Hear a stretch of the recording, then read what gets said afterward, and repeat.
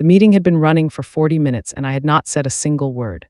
I had been introduced at the beginning as a silent partner, a phrase that the man who introduced me, my nephew Terrence, had used with the particular casualness of someone who has used a phrase so many times it has stopped carrying its full meaning to him, even though it carries its full meaning to everyone in the room. Silent partner, I sat at the far end of the conference table with a yellow legal pad in front of me and a pen that I had not uncapped, and I listened to the three men on the other side of the table discuss the acquisition of the company I had built over 29 years, as if I were a piece of furniture that had been placed in the room for reasons nobody had fully explained.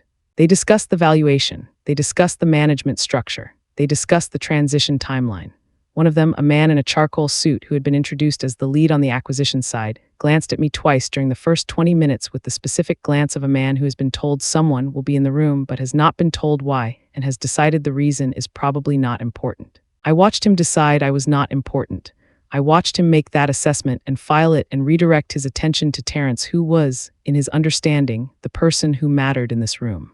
He was wrong about that in a way that was going to become apparent in approximately 15 more minutes. I uncapped my pen.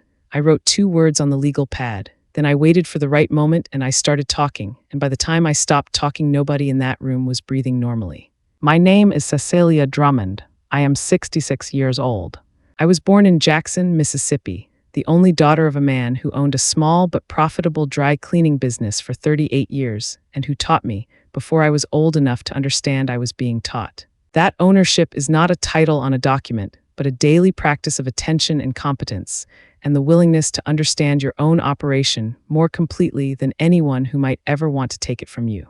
I left Jackson at 21 for business school in Atlanta, worked for 8 years in corporate finance, and then in 1994 did the thing that everyone who knew me said I was not ready to do, which was leave a stable corporate position and start a company. The company was a commercial cleaning and facilities management operation. I know how that sounds. I know that commercial cleaning is not the industry that produces the stories people expect to hear about from women who built something significant. I'm here to tell you that commercial cleaning done correctly at scale, with the right contracts and the right operational structure and the right management of costs and labor and client relationships, is an industry that produces significant companies and significant outcomes, and that the people who underestimate it are usually the people who have never had to make it work. I made it work for 29 years. By the time of the meeting I am about to describe, Drummond Facilities Management had contracts with 47 commercial clients across 3 states, a workforce of 212 employees, annual revenue of $11.3 million, and a valuation that the acquisition team's own analysts had placed at between $14 and $17 million. I built that from a secondhand van and 3 residential contracts in 1994. Nobody in that conference room knew the full story of how I had built it. That was about to change. Terrence was my late husband William's nephew, 20 years younger than me, and had come into the business 12 years earlier at William's invitation when William was ill and looking for someone to help with the operational side while he managed his treatment.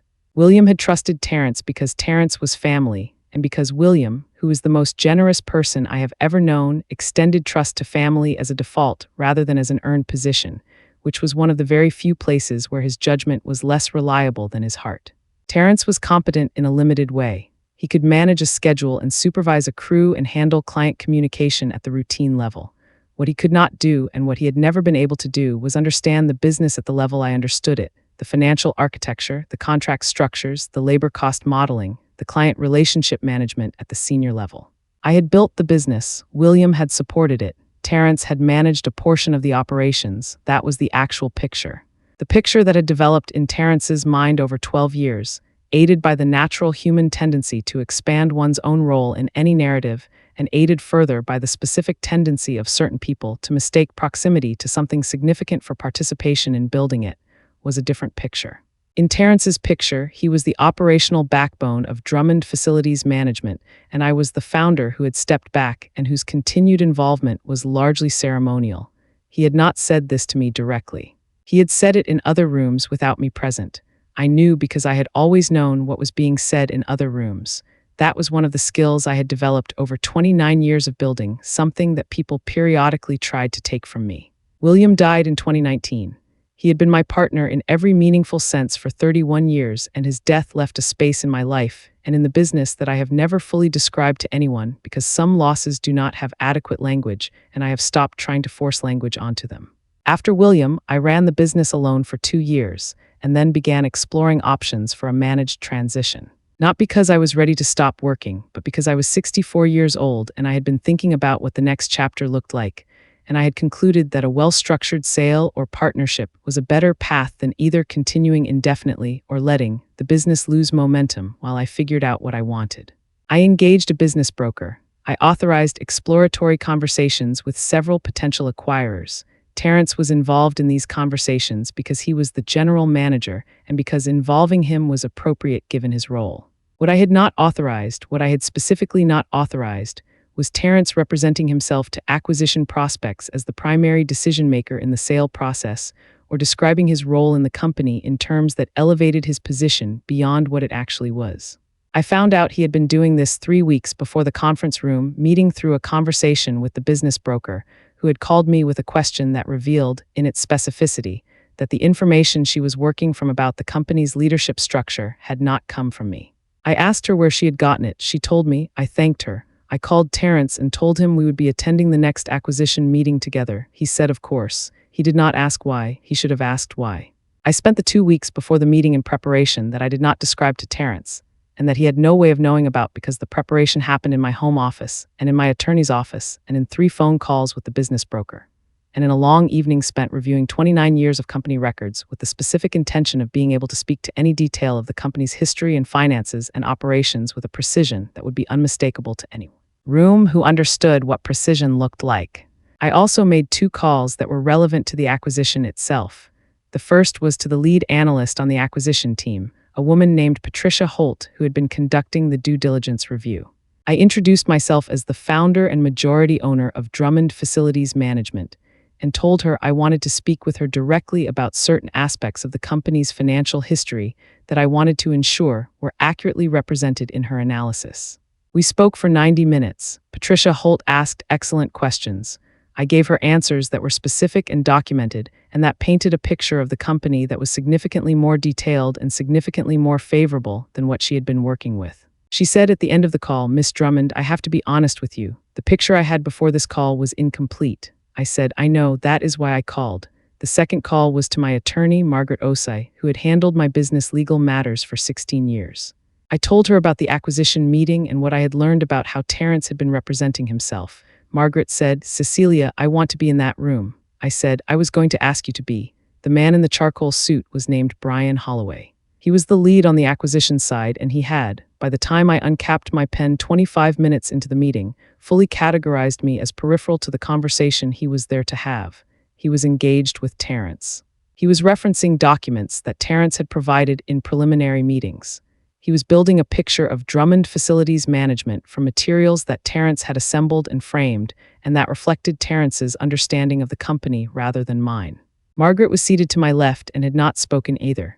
The moment I chose was when Brian Holloway asked Terrence about the company's contract renewal rate with its top 10 clients, a question that went to the heart of the company's value because a facilities management company with strong contract renewal rates is a fundamentally different asset from one with weak retention. Terrence began to answer with numbers that were approximately correct and contextually incomplete in a way that would have led Brian Holloway to an accurate understanding of the surface and a significantly inaccurate understanding of the structure beneath it. I said, Terrence, may I? He looked at me. I looked at Brian Holloway. I said, our contract renewal rate with our top 10 clients over the last 5 years has been 93%. 3 of those 10 clients have been with Drummond Facilities Management for over 15 years. 2 of them came to us through direct referral from existing clients. I can tell you the specific renewal history of each of those 10 accounts, the original contract values, the current contract values, the service modifications we have made over the relationship, and the names of the decision makers at each organization who I have maintained direct relationships with throughout. Brian Holloway looked at me. Then he looked at Terrence. Then he looked back at me. He said, how long have you been involved in the company, Miss Drummond? I said, 29 years. I founded it. The room was quiet in the specific way that rooms are quiet when a significant recalibration is occurring. Brian Holloway was, to his credit, a man who updated his assessments when new information made updating necessary. Over the following 2 hours, I answered every question he and his colleagues asked with the specificity and the depth of someone who had spent 29 years building an operation from the inside and who knew every corner of it the way you know a house you have built yourself. The client relationships, the labor cost structure, and how it had been optimized over 15 years of refinement, the contract pricing model, and the competitive positioning that justified it, the operational systems that maintained service quality across 212 employees in 3 states, the financial history, not just the revenue figures, but the margin evolution and the capital allocation decisions, and the reinvestment strategy that had produced steady growth rather than the peaks and valleys that characterize companies that are managed reactively rather than structurally. I answered all of it. Margaret sat beside me and said nothing because nothing needed to be said, and because Margaret understood that her presence in the room was itself a form of communication that did not require elaboration. Terrence said very little for the last 90 minutes of the meeting. He said a few things in the first 30 minutes, and then the questions stopped coming his way, and he sat with his hands on the table, and I did not look at him because looking at him was not necessary, and because the meeting had moved beyond the point where his reaction to what was happening was the most important thing in the room. Brian Holloway's reaction was the most important thing. Brian Holloway's reaction was the reaction of a man who understood that the company he had been preparing to acquire at the lower end of a valuation range, based on an incomplete picture assembled by someone who was not the founder, was a different company than he had thought, and that the valuation range was going to need to be revisited. Brian Holloway asked to speak with me privately after the formal meeting concluded. Terrence left the conference room with the acquisition team's junior members, who had been sent to review facilities documentation in another room. Margaret stayed. Brian Holloway sat across from me and said, "Miss Drummond, I want to be direct with you." I told him I preferred directness. He said, "The company that has been presented to us in the preliminary process and the company you described in this meeting are not identical. The company you described is worth more and is a more attractive acquisition target. I want to understand why there was a discrepancy." I told him there had been a gap between who was representing the company and who had built it, and that the gap had produced an incomplete picture. He asked if that was a problem that would persist post-acquisition. I said it would not, because the person who had represented the company in a way that created the gap would not be in a position to do so after the acquisition, an outcome that I had already discussed with Margaret, and that was going to be addressed regardless of whether the acquisition proceeded. Brian Holloway nodded. He said, "I would like to schedule a follow-up meeting with you directly, without the other principals." I said, "I will have Margaret send you dates." He shook my hand at the door. It was the handshake of a man who had recalibrated completely, and who wanted me to know that he knew it. I called Terrence that evening. He answered with the voice of a man who had been waiting for the call and had been dreading it. I told him I wanted to have a complete conversation, and I wanted to have it without either of us performing anything we did not actually feel. He said okay. I told him what I knew, specifically and with dates, about how he had represented himself in the acquisition process. I told him about my call with Patricia Holt and what she had told me about the information she had been working from. I told him what I had observed in the meeting and what the discrepancy between his preliminary presentations and my direct knowledge of the company had communicated to the acquisition team. I told him all of it plainly and without raising my voice, because raising my voice was not necessary, and because plainness was more effective than volume in this situation and in most situations. Terrence was quiet through most of it. When I finished, he said, "Cecelia, I have been running this company for 12 years. I said, "You have been managing a portion of this company's operations for 12 years. Those are different things." William knew the difference. I know the difference. After tonight, Brian Holloway knows the difference. He said, "I thought I was helping." I said, "Terrence, I know that is true in the version of this that you carry. I am telling you that the version I carry is different, and that the version the documents carry is different, and that a 29-year-old company and the people who work for it deserve to be represented accurately to the people who are considering acquiring it." He was quiet for a long time. Then he said, "What happens now?" I told him what happened now was that the acquisition was going to proceed correctly, and that his role in the post-acquisition transition would be defined accurately, and that I wished him well, and that I had always wished him well, and that William would have wanted both of us to come through this with our integrity intact, and I intended to do my part toward that outcome. He said he understood. I believed he understood partially. I thought that was probably enough. The follow-up meeting with Brian Holloway happened 2 weeks later and was attended by me and Margaret and Brian and Patricia Holt, whose due diligence analysis had been revised following our 90-minute phone call. The meeting lasted 4 hours and covered the company with the thoroughness it deserved. The revised valuation that emerged from the corrected due diligence picture was at the upper end of the original range and then beyond it. The final acquisition price was $16.4 million. I'm going to say that number plainly because plainness is how this story has been told, and I see no reason to change the approach for the number. $16.4 million for a company I had started with a secondhand van and 3 residential contracts in 1994. The closing happened 4 months after the conference room meeting.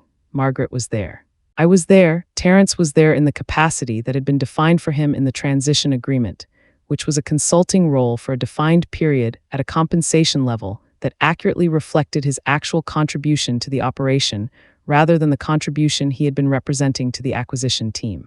He signed the agreement. He did not make eye contact with me when he signed. I did not require his eye contact. I required his signature, and I got it.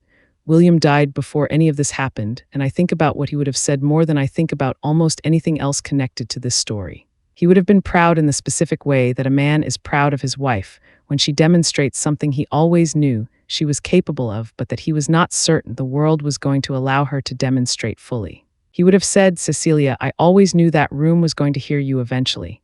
He would have said it without drama, as a statement of settled fact, the way William said most things, because he was a man who had made his assessments and stood by them and did not feel the need to perform his confidence. He would also have been sad about Terrence in the way that generous people are sad when they have trusted someone with something that was not entirely theirs to give, and the trust has been used in ways that the original generosity did not intend. William had brought Terrence in to help, not to replace, not to position himself, to help. I do not know if Terrence ever fully understood the difference. I have made my peace with not knowing. William made his peace with people who fell short of what he hoped for them by remembering what he had hoped for them and choosing to let that be the lasting memory. I am trying to do the same. I am not as naturally generous as William was. I am working on it. The acquisition closed 14 months ago. I received the proceeds in full. Margaret structured the tax treatment and the investment allocation with the precision she brings to everything. I have established a foundation in William's name that funds small business development grants for women in Mississippi, Georgia, and Tennessee, the 3 states where Drummond Facilities Management operated for 29 years. The foundation has made 11 grants in its first year. Every grant recipient has received a personal letter from me that says what William would have said to them, which is that ownership is a daily practice of attention and competence, and the willingness to understand your own operation more completely than anyone who might ever want to take it from you. I am 66 years old. I wake up every morning in a house that is paid for, and I make coffee and I sit on the back porch, and I think about what I am going to build next because I am a person who builds things and I am not finished. I have not decided what the next thing is yet. I am in the early stage of knowing that it is coming rather than knowing what it will be. That stage has its own particular quality of aliveness that I have always valued and that I am grateful to still have access to at 66. Some people lose it. I have not lost it. I do not intend to. I want to say something to the women watching this who have built something and who have been in rooms where the thing they built was being discussed as if they were not the person who built it, who have sat at tables where someone else's confidence was taken as a proxy for competence and where their own competence was invisible because they had not performed it loudly enough for the people in the room to notice, who have been categorized as silent partners in their own work. I want to tell you something that I learned in that conference room in the moment before I uncapped my pen. The most powerful thing you can do in a room where you have been underestimated is not to correct the underestimation loudly. It is to demonstrate the truth quietly and let the room adjust to it. I did not stand up and announce who I was. I said, "Terrence, may I?" And then I spoke with the specificity of 29 years, and I let the precision do what precision does when it is the real thing and not a performance of it. The room adjusted. It always adjusts. The people who are good at what they do in that room, the Brian Holloways and the Patricia Holtz, they recognize the real thing when they hear it. They recalibrate. They give you the handshake that means they know. You do not need everyone in the room to see it. You need the right people in the room to see it. Know who the right people are. Speak to them directly. Let the truth land. Then let it do its work. My name is Cecelia Drummond. I am 66 years old. I grew up in Jackson watching my father run a dry cleaning business with the daily attention of someone who understood that ownership is a practice and not a title. I left Jackson at 21 and came back in intention, if not an address, every day of the 29 years I spent building something from a second-hand van and 3 residential contracts into a company with 212 employees and $11.3 million in annual revenue and a final acquisition price of $16.4 million. I sat at the end of a conference table and said nothing for 25 minutes, and then I uncapped my pen and I started talking. I talked for 2 hours. When I stopped talking, nobody in that room was breathing normally. They had thought I was nothing. When the truth came out, nobody could breathe. I want to be clear about what that moment was and what it was not. It was not revenge. It was not a performance. It was not the satisfaction of humiliating someone who had underestimated me. It was the simple and complete demonstration of a truth that had always existed and that the room had not yet been given access to. I gave them access.